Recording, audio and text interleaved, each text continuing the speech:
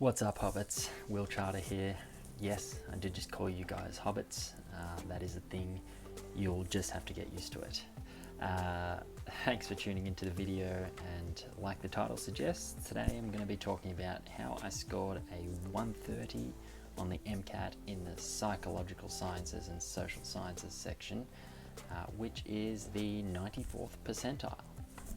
So just to dive right in, guys, I didn't use a textbook or one of these prep companies' books that they provide in order to study for this section, the psychological and social sciences. And that's important to note, just because you can save yourself quite a substantial amount of money, and there are other resources that you can use out there and still get a great score from those resources. I really didn't start studying for the psych section. It wasn't until probably about 2 to 3 weeks out of the exam.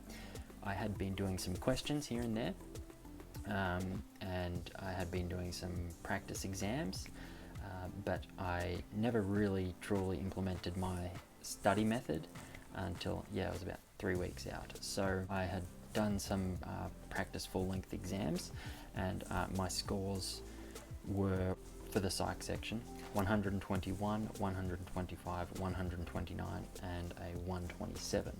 So there was a gradual increase as time went on, and as I did do some of these practice questions. But as you could see there, actually for the last exam, full length 4, my score went down. And so that's when I really decided that I needed to start focusing a lot of time and attention on this psych and social sciences section. And just one tip, I think a lot of students, when they're studying for the MCAT, they do what I did pretty much and don't prioritize this section, because it does tend to be a little bit of an easier question, or at least it was.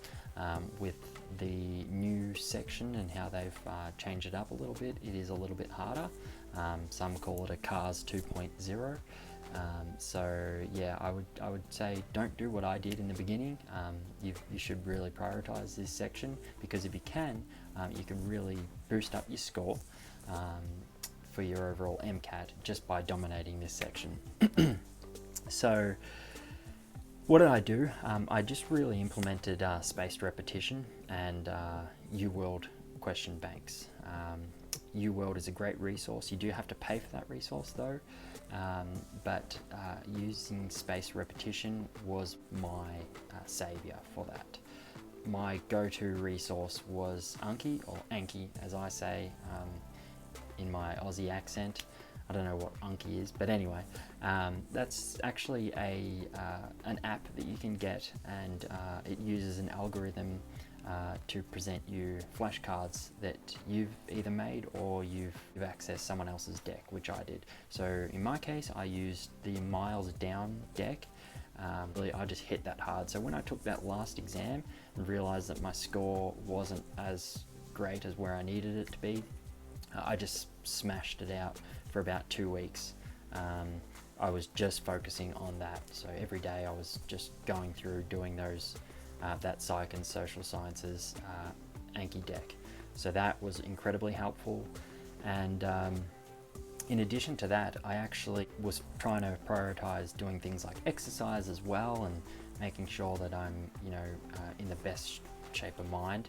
And so whilst I was going for a walk or doing exercise or whatever, when I could drag myself to get out there, I actually listened to a podcast. There was specifically a psych and social sciences section.